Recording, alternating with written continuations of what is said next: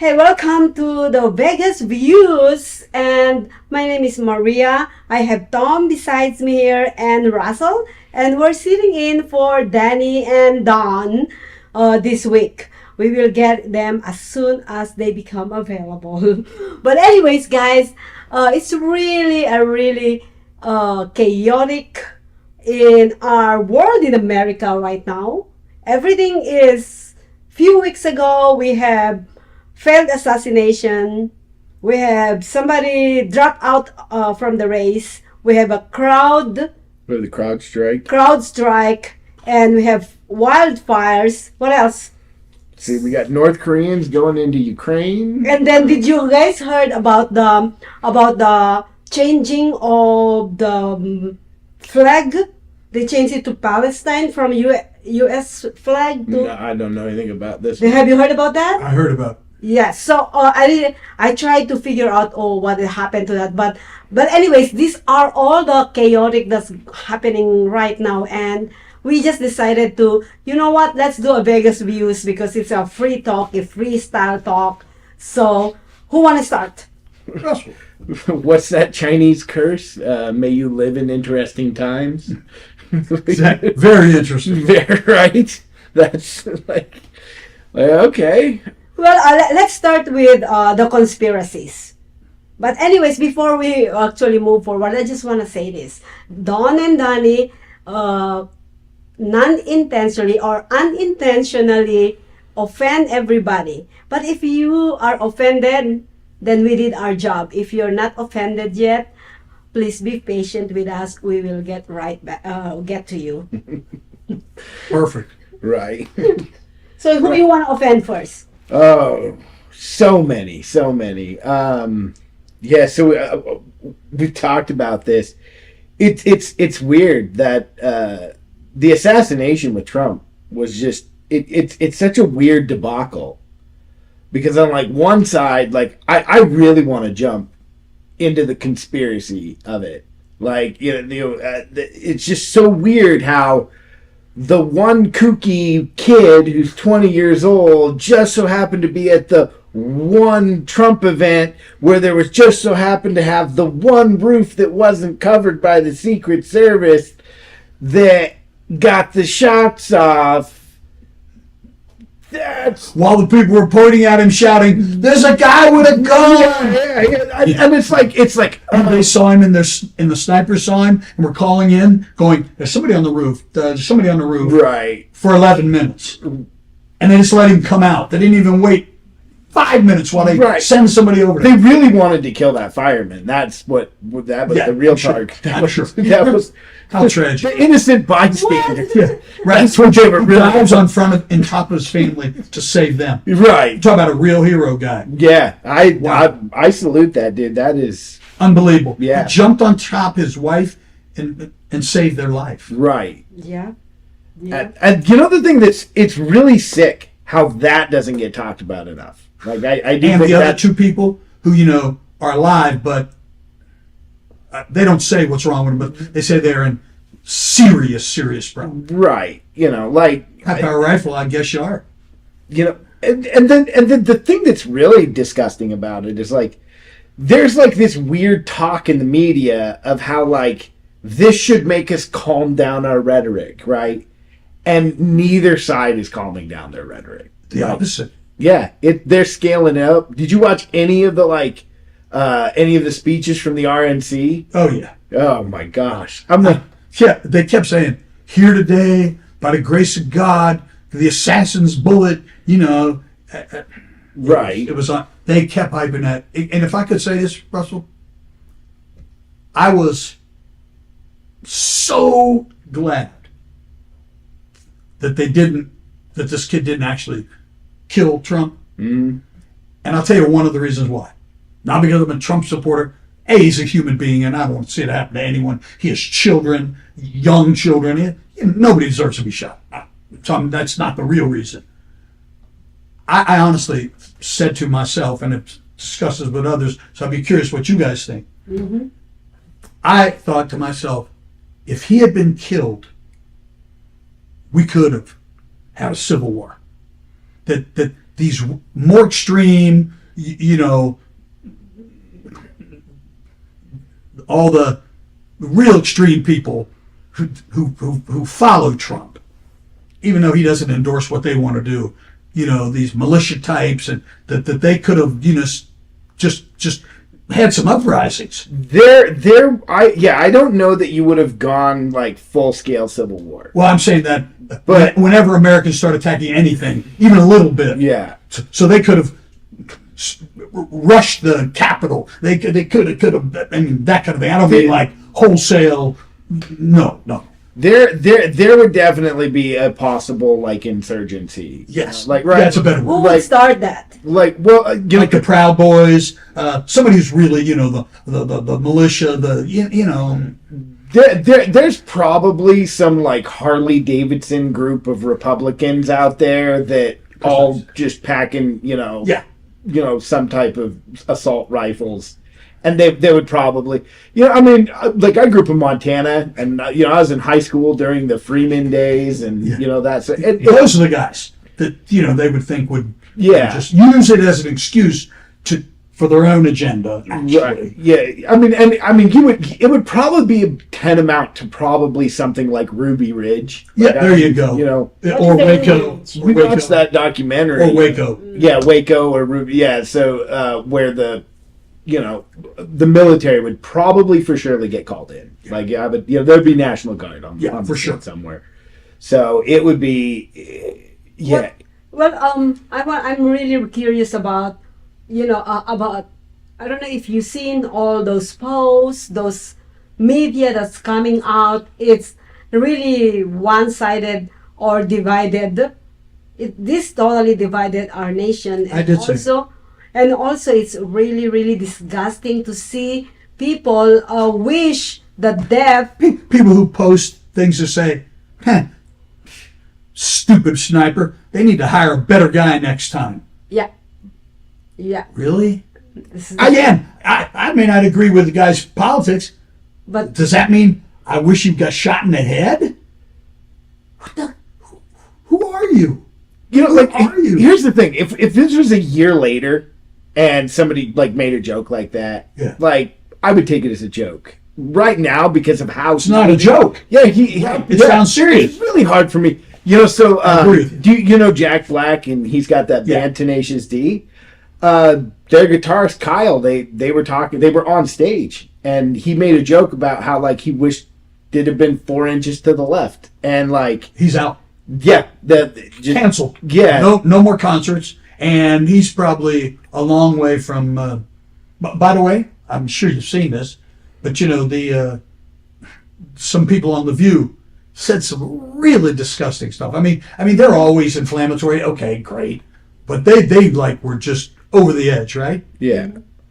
I don't think it's a coincidence that they're over the edge rhetoric, and then 2 weeks later, they're not renewing any Behar or Whoopi. I didn't know that part. I didn't. They're gone. This is when the contract's up. They're out. Yeah, well, first of all, like, frankly, The View has run its course. Like, whatever. It's just become a yeah, political bashing. it is. Yeah. I'm not disagreeing with you. Yeah. But they weren't leaving. No, I don't find anything to be coincidental in life. Yeah. So I don't think it's a coincidence that they run their mouth about Trump, and 2 weeks later they're out. Well, so here's the thing, like, right, like you can see a similar sort of thing. So, like, when Roseanne Barr made her comment and got canceled, Correct. and Roseanne is bipolar. She's on bipolar medication. She has it right. And when she made the comment, first of all, it was a comparison between I can't remember the person and the Planet of the Apes, though, right? And because that could be construed as racial, then we lose. Like, Roseanne Barr can't do anything. Well, first of all, if you're on meds and you're just making jokes, it's a joke. Like, she's probably not even thinking racially, right? So, but the fact that she's going to get canceled for that, and that The View isn't going to get canceled for any pro-violent stuff, You know, and like, but this is it, and that's the thing that's really weird. You know, economically, we're in a tough spot because what brings civil unrest is typically economic strife. Correct. You pressure to make your bills. Yeah. Pressure to food. Pressure to that kind of pressure. Economic pressure is a beast. Well, in America, the hard part about it is like we're really struggling with forward mobility, right?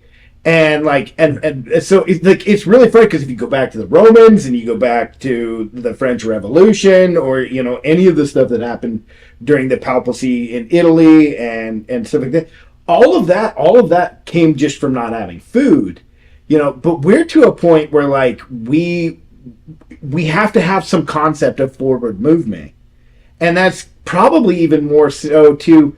America has got itself in a place where like we just believe in infinite growth, right? Yeah. And this has become kind of a like that every generation will have more. Yeah. Define more as stuff. More. But I'm sure like with you and your parents probably were like, I have this house, I have this car, I have my family, I'm doing pretty good. Absolutely. Right? Like they weren't looking for the second, third house. They weren't looking for, you know, and if you're lucky, your old man got like a project car to work on in the garage, right? And he loved that. You know, so like we come a long way from that sort of blue collar like contentment, finding that stuff, you know. Well, okay. I just want to ask Deacon Tom, as a deacon, as a Christian, what is, you know, we were talking about this earlier. How you guys kind of like looking at onto this situation today that we are going through, this chaotic, situation? That's a great question.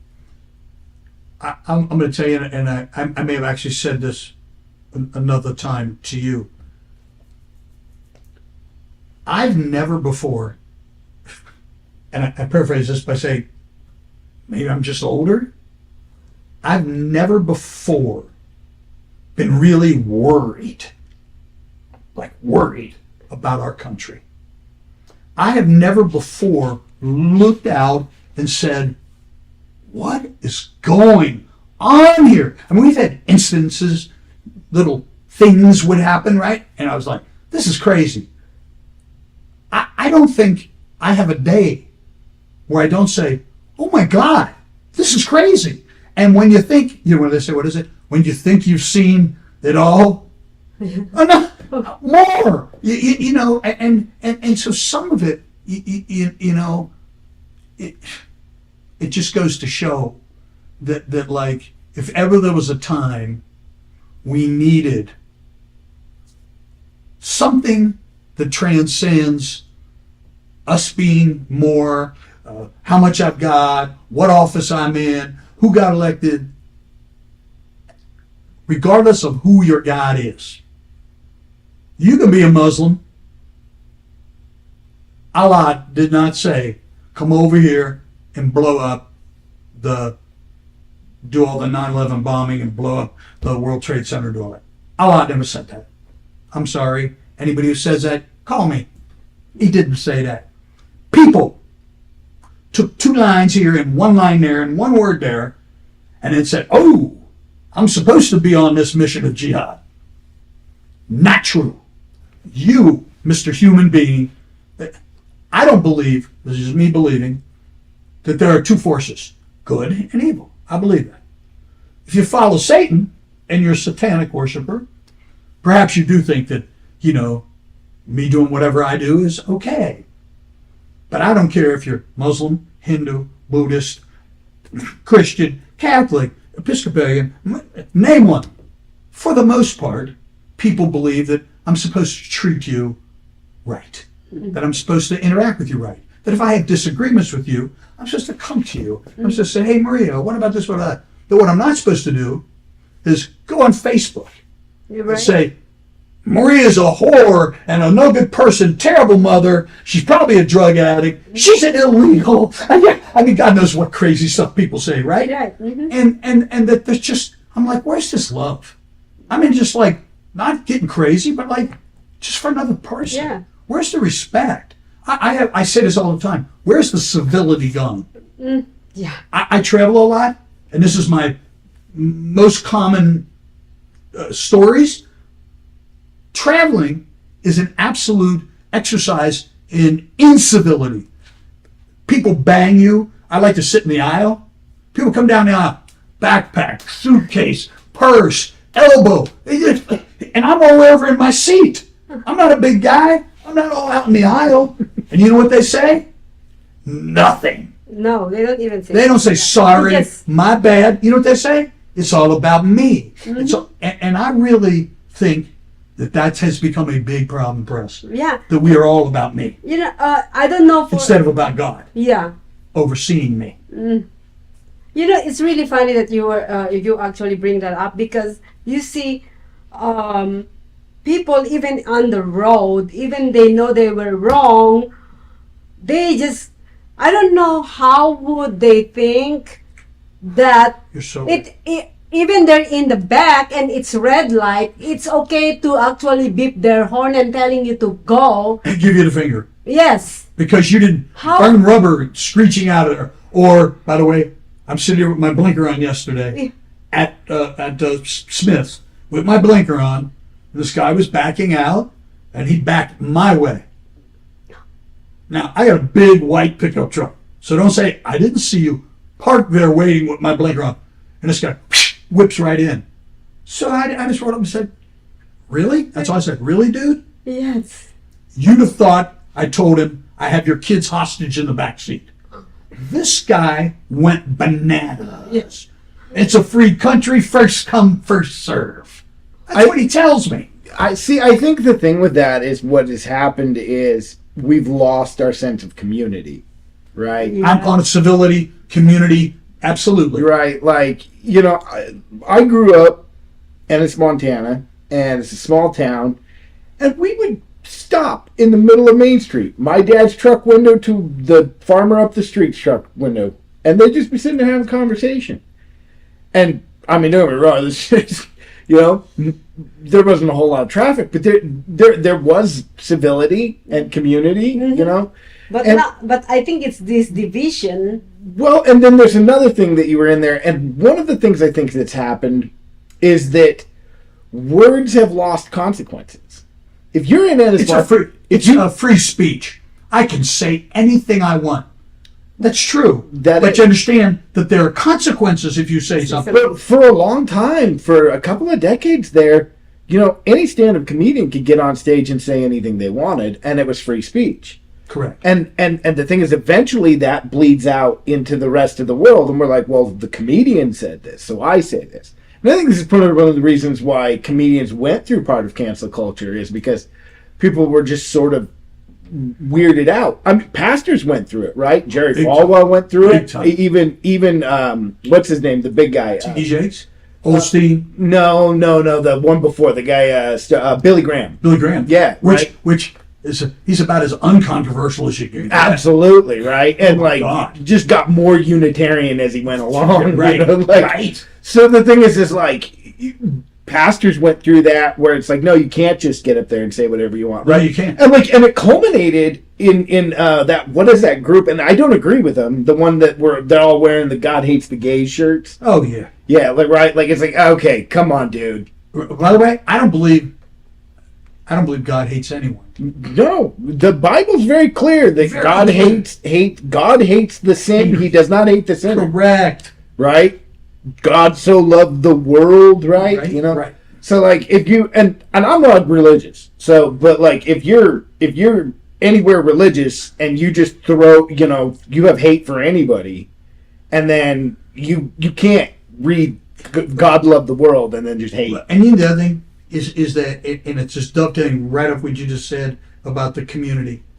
I think part of that, in some ways, I mean, when I grew up, you know, in Cincinnati and right outside of Cincinnati, nobody ever went anywhere. So if I treated you poorly or acted the fool, I was going to run into you for the rest of my life. Nobody ever left. I mean, I use Vegas as the real example. And it's different, a little different now than it was when I got here 30 years ago. When I got here 30 years ago, I had trouble making friends with locals. And somebody said to me, you know why that is? Because we believe you came in here this month, and within a year or something, you're going to be gone. So I'm not going to spend too much energy becoming your big friend because you're not going to stay. I'm sure in your little hometown, you're born there, you grew up there, you died there. And a lot of those people were there their whole life. So if I was a real jerk and treated you really badly or did something really bad, for the rest of my life, unless I left town, which wasn't in the cards, people would say, there's Russell. I remember that son of a gun, 1997. He did so and so and so and so. And you can't escape the judgment. You're there. They see you at the one grocery store. They see you at the one post office. They see you at the two doctors. They see you at church on Sunday. They see you and they're like, And you can't escape. It's not just that, though, right? No, it's not just that. This is where it's really funny because people want to blame the internet for the loss of community. I actually blame the current economic system, because our current economic system that rewards corporations and rewards investors and constantly tries to innovate stuff. Which again, it's a question of trade-offs. It's not one is good or one is bad. They are trade-offs. But one of the things we lose when we begin to monetize everything is we lose what is called the laws of reciprocity. And it's, I come help you build your fence, and a month later you come dig my well or absolutely bale my hay. And the thing is, it's like there's no quantitative money transaction between us in the laws of reciprocity, but we're just incentivized to be good to each other because we need each other, you know. And what we've done is we've taken one of the things about that is the laws of reciprocity also have a trade-off. Okay, I come over and help you put your fence up, and you come over and help me install my new mailbox. Now, is your helping me install my new mailbox equivalent to me putting in your fence? No. So I can get offended that you didn't reciprocate to an equal amount. correct. Now, so the easiest solution is I just hire a guy, I pay him money, and he puts the fence up. Great, right? So you're in this world of right? But and even so, the thing that's sick about it, the real thing, is that we could have all seen that coming, and nobody said, okay, how do we quantify this and yet still maintain community, right? And I think honestly, like if you look at one of the things that Elon's struggling with X is trying to figure out how to do that, how to keep this a community, how to keep it organized. They're charging everything. But anyways, going back to the loss of community, do you guys think that, you see, nowadays is your neighbors is Democratic and and the other neighbors is Republican? Do you think that's actually affecting everything from the top up presidency? So now, listen to this. Biden and Trump is no longer the presidential race election. It's now Harris. So let's actually talk about the new, the new candidates in the presidential race after our break. Hi, I'm Deacon T with Modern Word Ministries. It's great to be with you today. Just a short little promo for our show. Every Sunday morning we have service, and you can follow us at 10 a.m. Pacific time on modernwordministries.org. And if you missed us or you want to see some of our older messages, go ahead and check us out on socialmediashows.com every single morning at 9 a.m. It's a great way to kick off your day, get a little bit of the word in you, get something uplifting, get you started off on your way. You know, if you're looking for prayer or you need some help, reach out to us. If you go to our website, again, that's modernwordministries.org, you can interact with me via telephone, via DM, text message, whatever you want. I'll get right back to you. So if you need prayer, you need help, you just need somebody to talk to, Modern Word Ministries is here for you. We are your church in the community. So until you see you next time, be blessed, everybody. Bye-bye.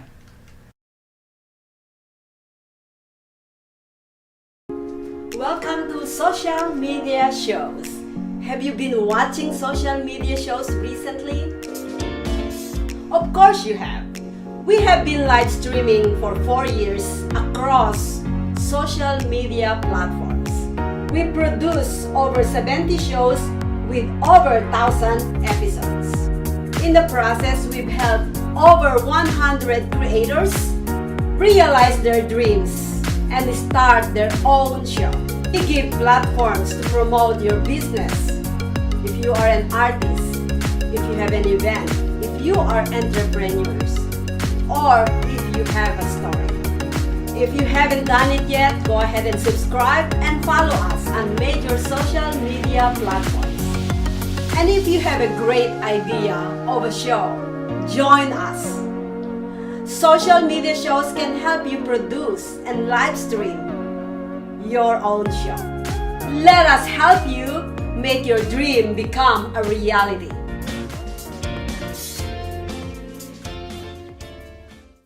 How's it going, everybody? Welcome back. I'm Russell. I'm here with Maria and Tom. We're just kind of discussing the, state of culture and society today and stuff like that. Before we left the break, Maria kind of asked a question. She said, how do you think this, one neighbor, we were talking about community, and within the community, you have, one neighbor is Republican, and one neighbor is a Democrat, right? Or liberal, or whatever.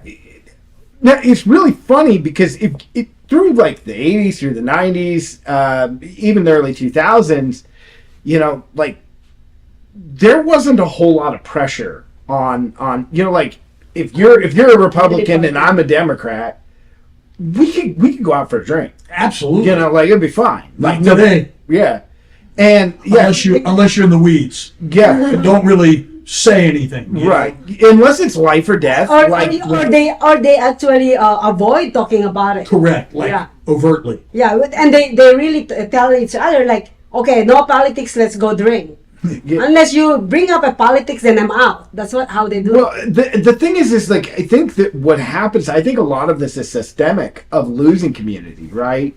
The thing we were talking about before is that if you lose your community, it becomes very easy to be indoctrinated to hyper left or hyper right, right?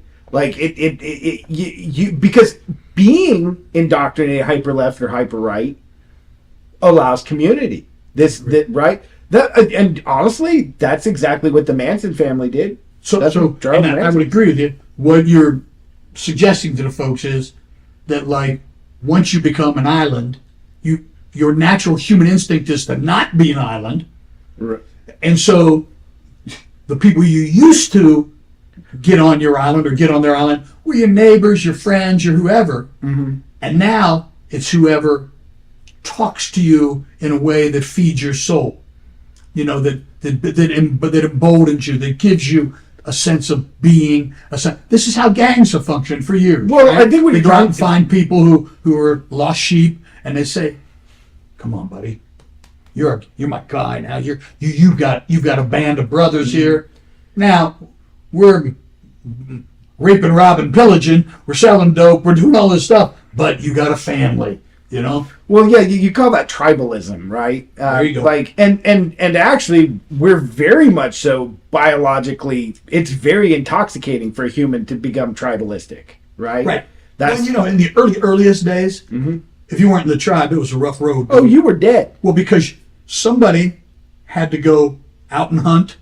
Somebody had to, and let's face it, one guy hunting down the wild mastodon versus having 4 or 5, 6, 8 guys hunting down this, and when all you had was a rock tied on a rope, and I mean, it was rough if you were alone. Yeah. Well, I mean, imagine, I think the earliest humans, were scavengers, right? Yeah. So imagine going up onto something that, say, a tiger had killed, and you're going to try and sneak a few pieces out. Right. Like another animal would. Right. Right. You're going to get dead real quick. Yeah. Unless you can run real fast. Yeah.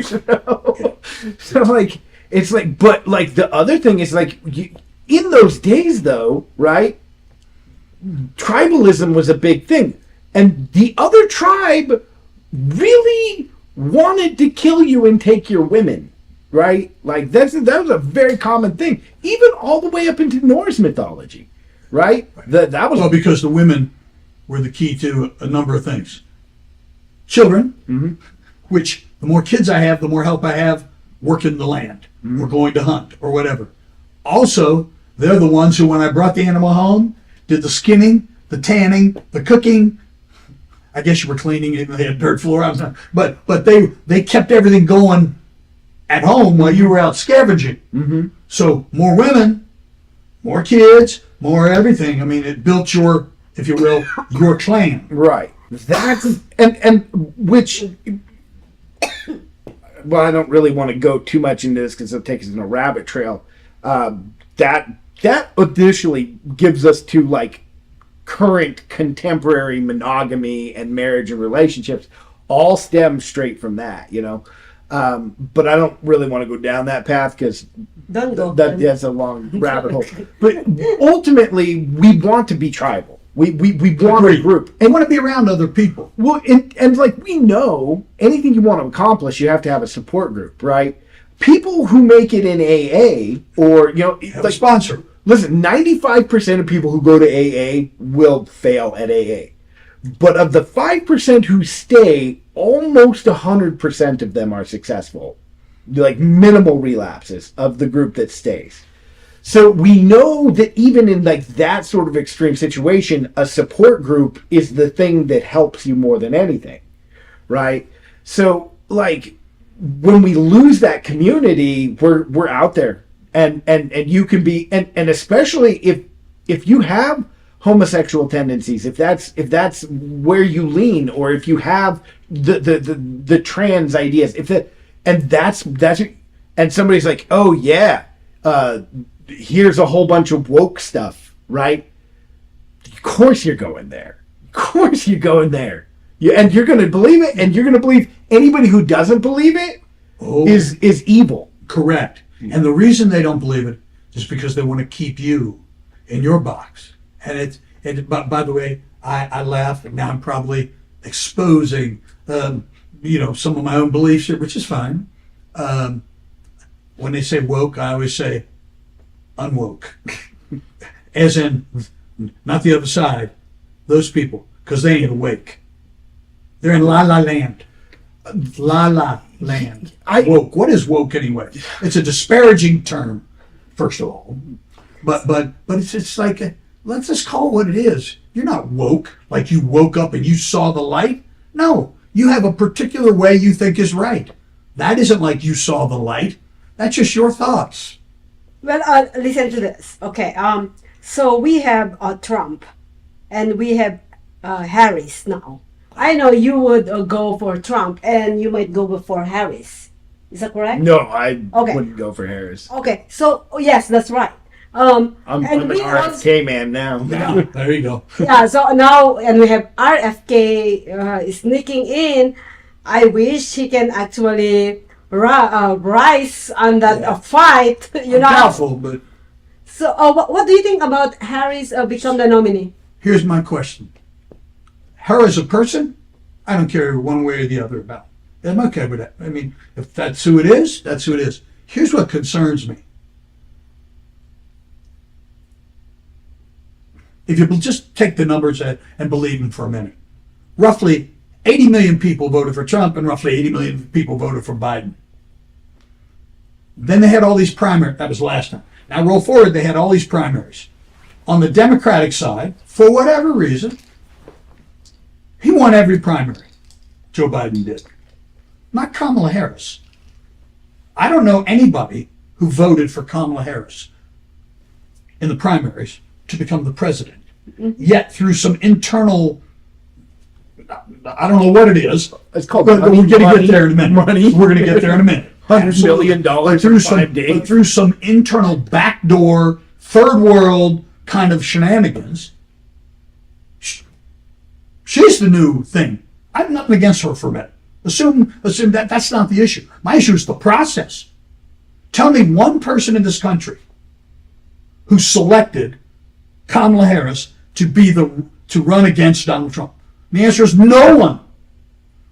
The people picked Donald Trump. They didn't pick her. Some other Democrats, politicians, power brokers, and money people, George Soros, wherever you are, and others, picked her. Oh, by the way, people can disagree with me now if you want, but the mainstream media, I'm not talking about Joe Rogan or some YouTubers, talking about ABC, CBS, NBC, the mainstream, historical mainstream media. They're beyond woke. They're beyond anything else. And anybody who doesn't remember this should remember this. Kamala Harris comes from the hotbed, the hot seat of liberalism and decay now, but of the United States. There's no place any more liberal, any more entitled, any more screwed up than San Francisco. This place that many years back was literally the Paris of America, the jewel of the country. And you had New York, which was the financial headquarters, and then you had this West Coast financial headquarters, which was San Francisco, and the arts, and everyone in San Francisco thought they were Oshishi, and then there were the people in LA. And she comes from Willie Brown, the most liberal people you could find your way around. I'm not even going to say how she knew him, because I wasn't there. But some people have told me she knew him in the biblical sense for a long time. And that's how you become the attorney general, the district attorney, and the uncontested. By the way, she ran uncontested for a bunch of these offices because Republicans don't have a chance in San Francisco. They don't waste their money. The Republican Party doesn't. I don't know her from Adam. I'm not saying what kind of person she is. She's a good person, a bad person, a lot. I don't know anything about that. All I know is, to start with, I may have opinions about that, but I know this. The process was not a good process. Who voted for her? What one of those 80 million people said, we want this cackling fool? Ooh, did I let that out?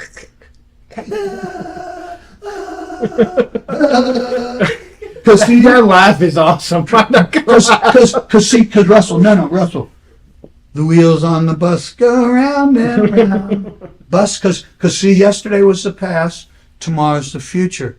Today will become the future, and then tomorrow will become the past, because the past is a P. No, she said July 4th, we celebrate July 4th because we celebrate July 4th every year. And then same.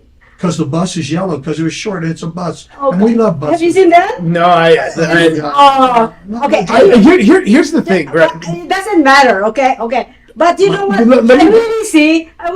I really wanna see a woman president, but not Kamala Harris. Correct. Right. I'm with you. But, I'm assuming, are we about to go on break? No, not yet. No. Okay. So I want to ask this, because here's what I think. This is what I think. I think after this election, I think the Democrats got nothing. Nothing. I think the Republicans got nothing. Nothing. Even if Trump wins, who are you going to get? Who's next? Yeah. Who would? I mean, on paper it would be J.D. Vance, because he's the vice president. Right. He'll try. Right. And he'll be 43-ish. And boring.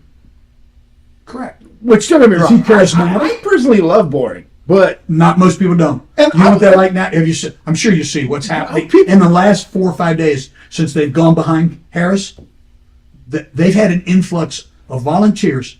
100,000 people have signed up to volunteer in 4 or 5 days, and money like they can't even count it. it's just flying in. And by the way, Yeah. I don't believe at the grassroots. I do believe. I'm talking about the power level, way up here. I don't believe it's because it's about Kamala Harris.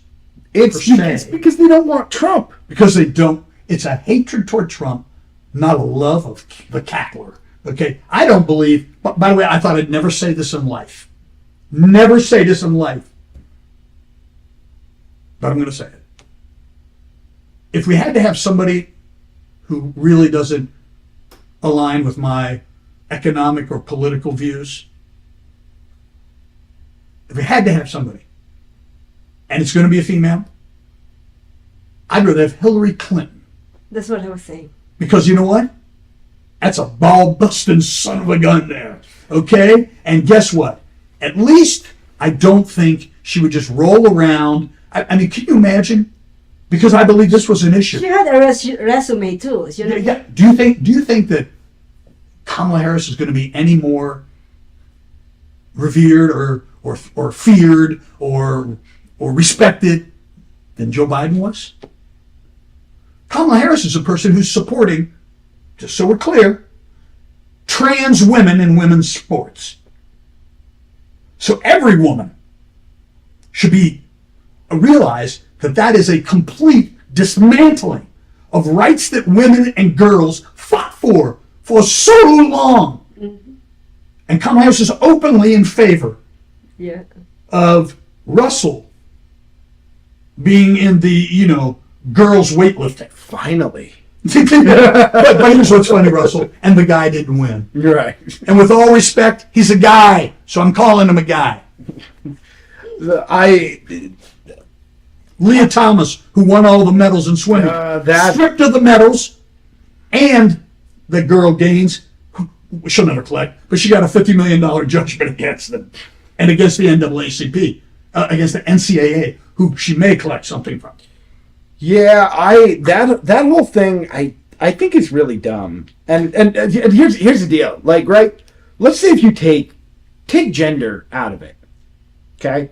And my favorite place to go to is look at boxing, right?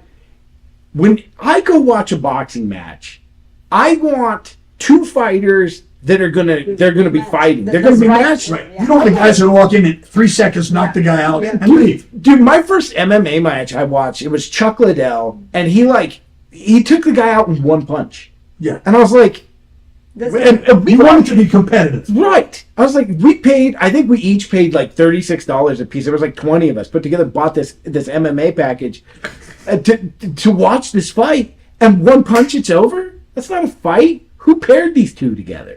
Right? Like, I don't want to see that. Right? Like, I want to see... I agree with you. I want to see competitors. So even if you could be like, okay, we'll call you a girl. You want to be a girl, we'll call you a girl. Right? Why would you want to put that in sports? Why would you want to have those people fighting each other? You want to see a fair and balanced competition. I agree. And you're not. So why would you do that? Why would you be in favor of that? Well, and that's the thing. It's like you just assume that gender is the equalizer. Gender's not the equalizer. Well, if I'm in boxing, my reach is the equalizer. My weight is the equalizer. Speed. Right? I'm right. You were never going to put Jeff Chavez against Evander Holyfield, two completely different weight classes. Correct. Right? Like that was never going to happen. So the thing is like, why would you do this now? Right? Take politics out of it. Right? Why would you? Yeah, and that's the thing. I can only think of a couple of reasons, and that is despite what you say. Because understand, I don't know the exact number, but I'm pretty close. Do you know how many people in this country are truly, and I don't mean have surgery, but truly identify as trans? Not enough to win any election, not enough to move the needle. It's a very, very small group of people. Well, this is my thinking, and this is the stuff I've heard a little bit before, and I'm pretty sure most of it is for that campaign funding that comes from certain pharmaceutical companies. Oh. And how about this? That despite what I said 30 or 40 years ago, when we got Title IX, despite what I mean, when I say, I mean we, the Democratic Party, despite what we said back then about women's rights, that today, that's over. That's not cool. Right. So what's cool today, even though it's really doesn't move the needle, but it's cool. It's hip. It makes me seem current. I'm going to go on this trans thing. Well, wait a minute.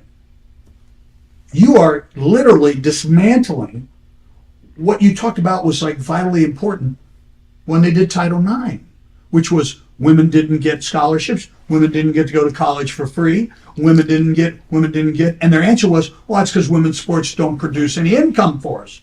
And they said, of course, too bad, take some of that money from the men's football program and spread it around.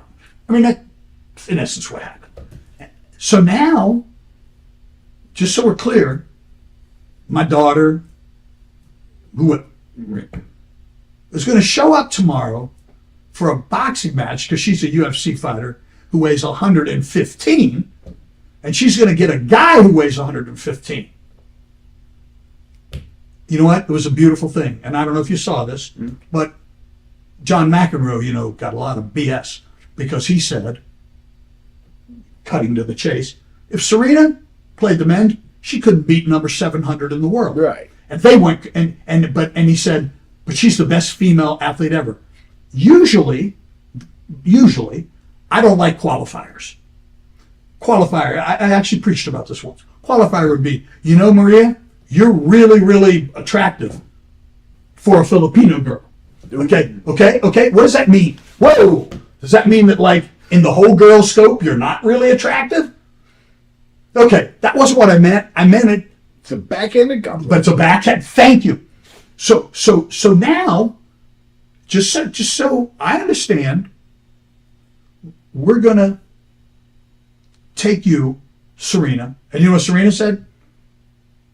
I can never play with these guys. And she used Andy Murray. She said, if I went in and played Andy Murray, I'd be off the court, game over. If I scored a point, luckily, I'd be out there in about 6 or 7 minutes. It'd be over. She played like the 200 best tennis player and lost to him. Of course. Yeah. It's and you know what? And if you didn't really care about women, their rights, the accomplishments they've made in life, and sports is just a reflection of life. Right? Right. If you didn't, what you'd say is, to the John McEnroe, he said, I've got an easy way to resolve all this, which is the worst thing women should, this is what they should be mad at. Not because he said Serena wasn't the best player and he said she's the best female player ever, but that he said, this is the answer. Basically giving them the finger. Just have tennis. Bring your racket. Serena, McEnroe, everybody bring their racket. And Serena, you'll play Djokovic today. And guess what will happen? Serena will make no money, have no endorsements. She'll make the same money as number 800 man makes, which is nothing. And all her plastic surgery she's had that didn't work, Serena, by the way, that messed you up. But all the plastic surgery, the houses in France, her sister living in Paris, all that, gone, wiped out. There'll be no, because you'll never hear of a female tennis player again. Now, I'll tell you what I hope, and I hope Or this, weightlifter. I hope this somewhat facetiously, but I'd also just, there's got to be part of me that thinks that, maybe watching some of the stuff in the Roman Colosseum would be cool. Yeah. Yeah. But, there's a part of me that's here's what we do. Everybody goes on performance-enhancing drugs, and then we balance all the competition based on which drug balances you're at, and then we do that. Because I just want to see mutants fight. And by the way, and by the way, in professional athletes, professional athletics, I'm 100% for whatever you want to do, you do.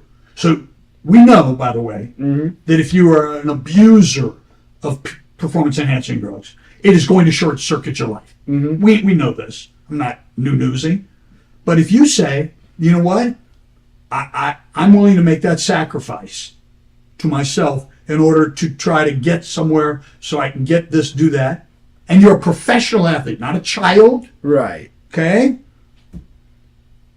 Knock yourself out. Yeah, I'm thinking if you can get through the college level of whatever your sport is, and then you just go into the mutant league. I have no problem with that. Yeah, just I have no problem. Go make your money, bro. Go make it. And I'll say this for the record.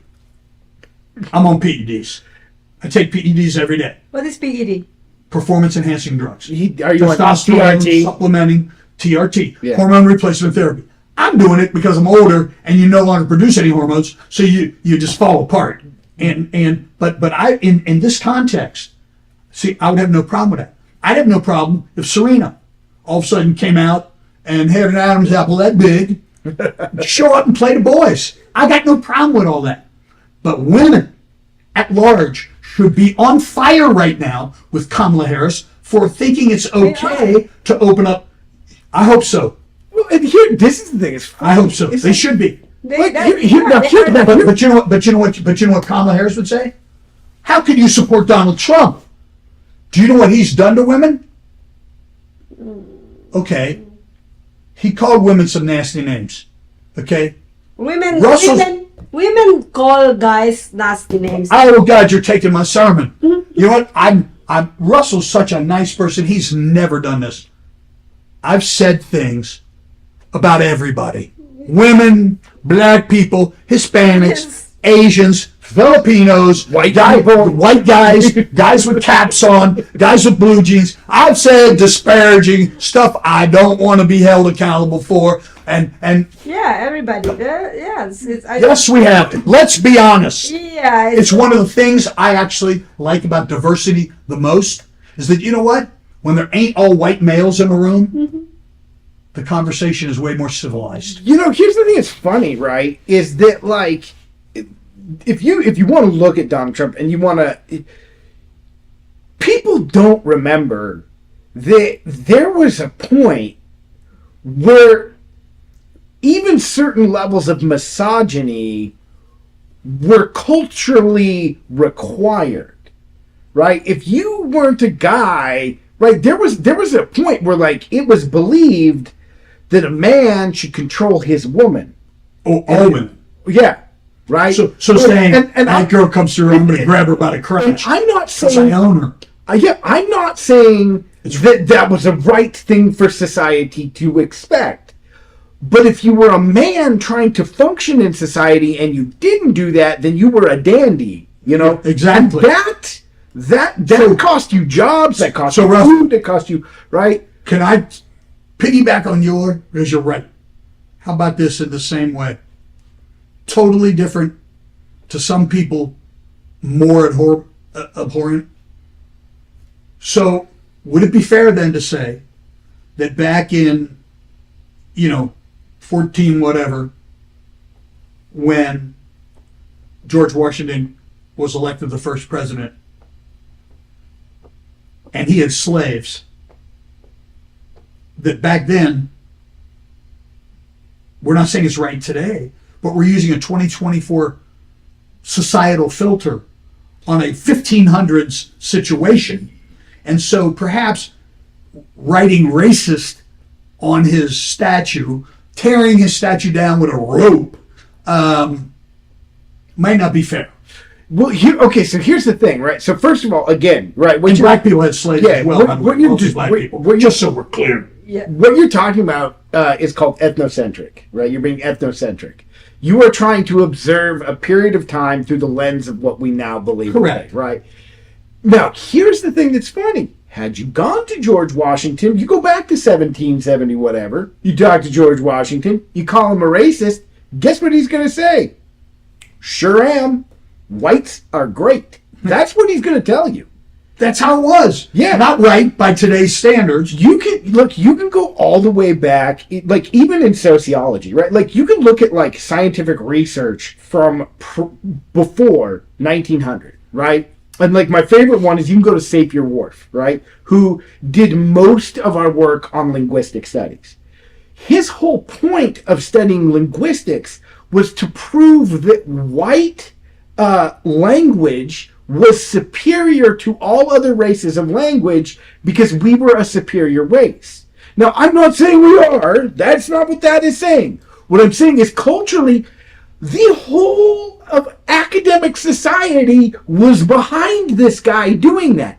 It was culturally expected to prove that this epidermis was better than the other one. And so the thing is like, whenever, right, it has taken us 150 years of advancement and civil rights work to get to the point where, like, it's okay for an Italian guy to live next to a Jewish guy. Correct. Right? Like that level. Correct. Right? Like you can go to some neighborhoods in New England and you still... Boston. There are places like... Boston on the south side. There's certain places the Irish shouldn't go. Well, Boston's on the south side if you weren't Irish. not that many years ago, he'd be a little rough on you. You know? And so, like, So let me ask you, Russell. Maria, would this be fair? If I want to paint an entire group of people who all look the same with the same brush, doesn't that sound racist? In other words, if I said, all white people, blah, blah, blah, all Filipino people, Have to cook, all black, yeah, right. No, exactly, whatever it is. except me. Isn't that racist? Definitely. So can I ask you something? Because I'm just curious.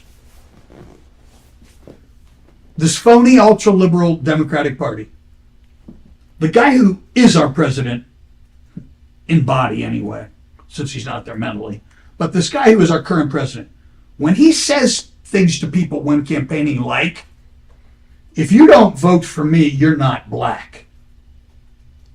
Did you hear that? Did you see that? oh, Biden said that. Yes, yeah.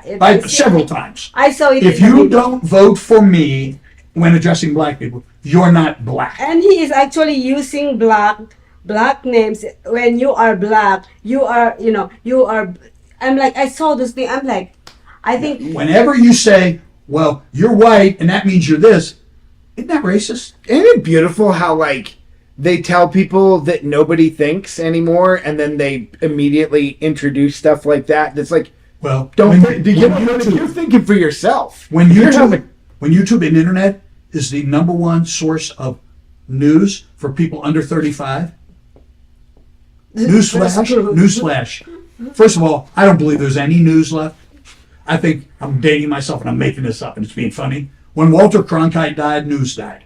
Okay, everybody else is running a talk show where they're looking for ratings, so they have opinion, personality, thoughts. All Walter Cronkite did was say, we landed on the moon today. Period. And then you came up with your own thoughts about that. He didn't say, and it's a waste of money because we have black people who are starving and people at the border. Yeah. The birth of CNN was the death of that. Really, there was this beautiful period. Well, there isn't, first of all, there isn't 24 hours worth of news. So we got to fill time. We got airspace. Yeah. How you fill that? Yeah. Hi, I'm Tom, and I got opinions about everything. Oh, hyperbole. And by the way, Hyperbole. economically, I'm a more conservative guy. I'm more a Trump guy economically. I have issues with him, and I tell some adamant Trump supporters all the time, if he ratcheted back his rhetoric, which hyperbole. Do you ever notice, and I said this the other day, he speaks in the superlative. For those of you that didn't go to Catholic school and don't have the scars to prove it, superlative will be est. The biggest, the greatest, the slowest, the dumbest, the bestest. Okay, est. Put an est on your words. Trump is like, we had the biggest turnout ever. We had the greatest 4 years ever. We had the estness ever. He's always in the superlative. Yeah. How about if he said, we had some really good years. And instead of saying, Joe Biden is the dumbest guy ever, how about if he just said, he ain't much of a president. We get the picture. Again, his rhetoric is extremely historically looking, non-presidential. It's extremely inflammatory, combative, and almost forces the other side to then come back and say, well, you're a racist, misogynist pig. Wait a minute, we're calling a former president a pig. Well, but he's calling the current president a moron, a dummy, an idiot, you know what I mean? Oh my God, people, can we just all collectively Together. bring it back Yes. like 2 years? It's, the thing that's really funny though is, like, because I've talked to a lot of conservatives, I've talked to a lot of liberals, and they all have the same concerns. They're worried about inflation. They're worried about taxes. They're worried about the national debt. They're worried about The border. the cost of housing. They're worried, right? And even so, Crime. right? And even the border. And that's another one. You know what they're not worried about? Don't tell anybody. The people. They're not worried about and I don't mean this in any negative way. They're just not. I'm not saying they're not, but in terms of priority of what's the problem in the world, it's not the rights of bi people. It's not the rights of transsexual people. Help me out here. It's not abortion rights. Oh, nobody wants to hear that. Nobody wants to hear that stuff. I'm not saying it's not important, but to the 170 million people who are going to vote, that ain't going to get you the win or the loss. Mm-hmm. When I can't put food on my table for my children, or it's significantly harder than it was. So these are facts. Is the cost of food and essentials higher or lower than it was pre-COVID? Higher. Mm-hmm. Interest rates to get a house or a business loan or something like that, higher or lower? Higher. Is the current rhetoric more pleasant or less pleasant? Way less pleasant. Is our country safer, better border control, or worse border control prior to COVID? Worse. Okay. So, I'm going to vote. Here's what I'm not voting. Roe v. Wade. I'm not saying it's not important, but if I can't feed my family, if my jobs don't return because the interest rates drop, I have no money. So this is what liberals, I think, don't understand. We don't have an endless supply of money. Now, you can write all the checks you want. See, this is the liberal way of doing things. We just write checks against a bank account that's phony. We just print more. But if I'm struggling in feeding my people, or I'm struggling to work or get real employment, I'm not talking about jobs. I'm not talking about jobs that don't pay me. And I think I'm worse off than I used to be. I'm struggling and I'm in pain. And the people who are hurting the worst, it's not, Joe Biden isn't hurting. Kamala Harris isn't hurting. People with money aren't hurting. Mm-hmm. Those people don't know what inflation is. They may know the number. It doesn't impact those people at that level. Not nearly as much as it does people who are just getting by. And so when I go to vote, what liberals don't seem to understand is it takes money to have social programs. If you don't have money, if you don't have a solid economy, if you don't have people spending to see, our National Reserve people, Federal Reserve people, they seem to think that, and I'm going to use a weight loss concept. They seem to think that the way to get inflation down is to choke the person. So if I say, hey, Russell, I want you to get on a program here and lose weight. Okay, well, you know how I'm going to do it? I'm going to put a collar around your neck. I'm going to cinch it real tight, and then tighter, and then tighter. I can't swallow. Look, you're losing weight left and right. Look at you. Yeah, but now I'm emaciated and I'm undernourished, but I am down to 120. Okay. That's what they've done to the economy. Oh, the economy definitely is slowing down. Well, it didn't. Inflation is still 8% or whatever it is. Who you believe, I don't know. You know what I mean? 12%. But their methods I'm all for social programs. As soon as we have the money. Where is the money? We have the money. 100 billion to this place, 100 billion to that place. These are the things that have made me crazy. I don't know who your worst enemy is in this world. But this guy. Yeah, right. Mine is too. Mine. But if I had trouble in life, if I was struggling, would you go to your worst enemy and help pay their mortgage like we did to Iran with their little buying oil from them? That was I. Would we give them $6 billion? So who 10. Who is responsible Was it 10? for that?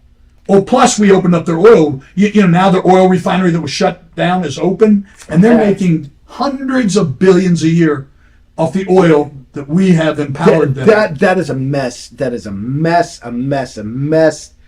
Going all the way back to George Bush Jr. and Why